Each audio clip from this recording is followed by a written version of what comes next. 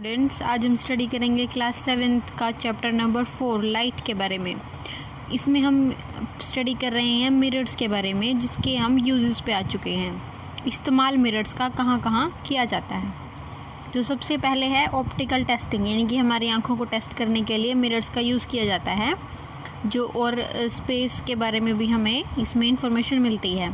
तो ये मिरर का यूज़ किया जाता है इल्यूमिनेटेड लेटर्स, यानी कि हमें लाइट, ये जो लेटर्स दिखाई दे रही हैं इनके अंदर लाइट्स का इस्तेमाल किया जाता है। फिर लेंसेज जो हैं, ये जो हैं लेंसेज लगा कर देखा जाता है कि हमारी आंखें कितनी वीक हैं। ब्लाइंड कॉर्नर्स पे यूज़ किया जाता है, व्हीकल्स में यूज़ किया जाता है, शॉप लिफ्टर्स यूज़ करते हैं इसको। इसके बाद है इंस्ट्रूमेंट स्केल्स में भी इसका यूज़ किया जाता है। पॉइंटर ऑफ स्केल के लास्ट में यूज़ किया जाता है। Parallax error can be avoided while taking readings, यानी कि इसमें सिर्फ इंस्ट्रूमेंट स्केल्स है, ये सिर्फ आपको याद रखना है कहाँ कहाँ यूज़ होता है, इनकी फर्दर डिटेल में नहीं जाना है। ये देखेंगे थोड़ा सा इसकी स्टडी में हमें ये देखने को मिलेगा। पेरिस्कोप में यूज़ किया जाता है, ये पेरिस्कोप है, यानी कि ये वाली चीज़ हमें मिरर्स की हेल्प से यहाँ दिखाई देगी। आगे है अदर यूजेस। प्लेन मिरर्स का यूज़ किया जाता है सीडी प्लेयर्स में, जो आजकल नहीं यूज़ होते मोस्टली, अब तो दूसरी टेक्नोलॉजीज़ आ गई हैं। नेक्स्ट स्टडी करेंगे अब हम। इससे नेक्स्ट है हमारे पास लेंसेज जो हैं वो दो टाइप के होते हैं। एक कनकेव लेंस होते हैं, दूसरे कन्वेक्स लेंस।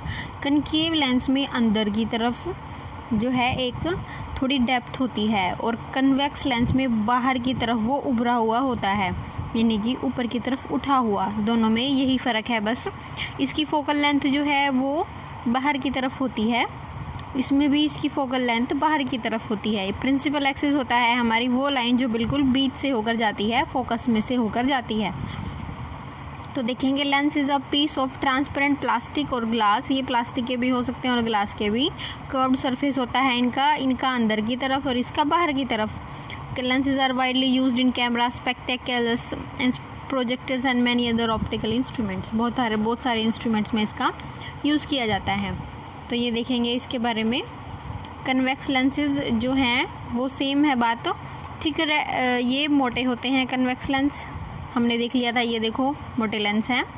और ये कन्वर्जिंग होते हैं। जो ray of light that pass through a lens can brought closer together, यानी कि इसको हम इकट्ठी कर सकते हैं इसमें लाइट को। और जो कनकेव लेंस होते हैं उनके अंदर लाइट जो है वो डाइवर्जिंग होती है, बिल्कुल इसका उल्टा है ये। The distance between the principal focus and the centre of the lens is called focal length, इसको फोकल लेंथ कहा जाता है। Centre of the lens and the focal point. अब इसके बाद देखेंगे ये बिल्कुल इसका उल्टा है, ये डाइवर्जेंट है, ये कन्वर्जेंट है। देखें concave lens are thinner at middle, ये मिडल में से पतले होते हैं और साइड में से मोटे। ये साइड में से पतले और बीच में से मोटे, इस तरीके से इनको हम डिफाइन कर सकते हैं। सेम फोकल लेंथ भी इसमें भी सेम ही होती है। इसके बाद है हमारे पास image form by lenses and their ray diagram.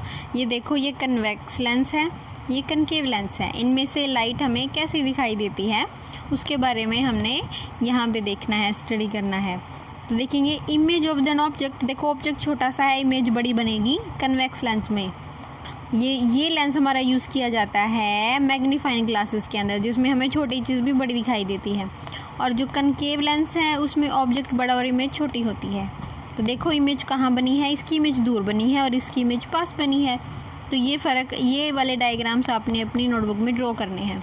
Convex lens form A variety of images, convex lens में बहुत सारी टाइप की इमेजेस बनती हैं। ये डिपेंड करता है कि पोजीशन ऑफ द ऑब्जेक्ट, कि ऑब्जेक्ट की पोजीशन क्या है प्रिंसिपल फोकस लेंस के अकॉर्डिंग। तो ये स्टडी में हमें पता चलेगा। ये वाली टेबल भी बनानी है अपने अपनी नोटबुक के अंदर। इसमें हमारे ये जो है ये इसी डायग्राम पे बेस्ड है, ये टेबल पूरी CAB सारी चीज़ें इसी में से आपको मिल जाएंगी। तो यही स्टडी करना है बस यहाँ तक।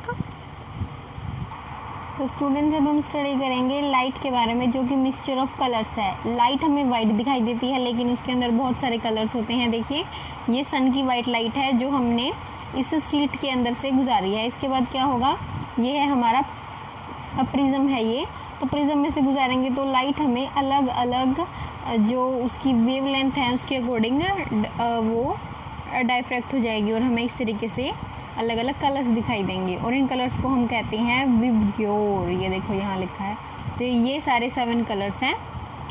इसको कहते हैं हम स्पेक्ट्रम। स्पेक्ट्रम होता है लाइट का डाइवर्जन होना, अलग अलग डिस्पर्जन होना लाइट का, जिससे हमें लाइट की अलग अलग बैंड्स में अलग अलग कलर्स दिखाई देंगे। इसमें हम स्टडी करेंगे द बैंड ऑफ 7 कलर।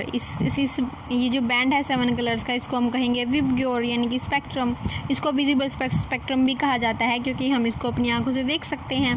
सारे के सारे कलर जो हैं एक ही लाइट के अंदर हमें दिखाई देते हैं। It is very difficult to say exactly where one colour ends and next colour start. ये कहना बहुत मुश्किल होता है कि कौन सा कलर कहाँ शुरू और कहाँ ख़त्म होता है। अगर हम splitting of white light into 7 colours called dispersion of light, जब वाइट लाइट इन 7 कलर्स में डिवाइड हो जाती है तो उसको हम बोलते हैं डिस्पर्जन ऑफ लाइट। रेनबो इसी प्रिंसिपल पे बेस्ड होकर बनता है। When light passes through the water droplet in the air, यानी कि हवा में जब वाटर ड्रॉपलेट होते हैं, पानी की छोटी छोटी बूंदें होती हैं, तो स्पेक्ट्रम जो है वो वाइट लाइट उनके अंदर से गुजर कर हमें रेनबो दिखाई देता है। इस तरीके से हमें रेनबो मिलता है। तो 7 कलर हमें इस तरीके से जो है दिखाई देते हैं। इसके बाद हम जो है स्टडी करेंगे न्यूटन डिस्क के बारे में। न्यूटन डिस्क जो है वो इस प्रिंसिपल पर काम करती है कि वो कितनी जल्दी जल्दी रोटेट होती है, यानी कि हमारी आँख के अंदर इमेज किस तरीके से जल्दी जल्दी बनती है। तो इसाक न्यूटन जो थे वो पहले इंसान थे जिन्होंने कहा था कि जो लाइट है वो मिक्सचर ऑफ कलर है, उसमें बहुत सारे कलर्स हैं। तो उन्होंने क्या किया, उन्होंने एक डिस्क बनाई लाइक दिस और उसको 7 जो भाग थे उसको 7 भाग में बांट दिया। और उन्होंने क्या करा कि उस डिस्क में सभी कलर्स को पेंट कर दिया। तो फिर उन्होंने क्या किया, जब ये डिस्क बहुत ही ज़्यादा हाई स्पीड पे रोटेट की जाती थी तो ये हमें वाइट दिखाई देगी। यानी कि वाइट दिखाई देने का ये है कि इस फिनोमिना को कहा जाता है परसिस्टेंस ऑफ विजन। यानी कि हमारे विजन में परसिस्टेंस हो जाती है जब हमें कोई भी 2 जो इमेजेस हैं वो 1/16 ऑफ सेकेंड हमें दिखाई दें। यानी कि 1 सेकेंड के 16वें हिस्से में हम जो है इमेजेस को अलग अलग नहीं कर सकते अगर हम उन्हें सिर्फ इतने टाइम के लिए ही देखें। तो ये कहा जाता है it is called persistence of vision. Why do we see things colourful, तो हमें चीज़ें कलरफुल क्यों दिखाई देती हैं। अब देखेंगे कि जो कलर है वो अलग अलग हमें कैसे दिखाई देते हैं।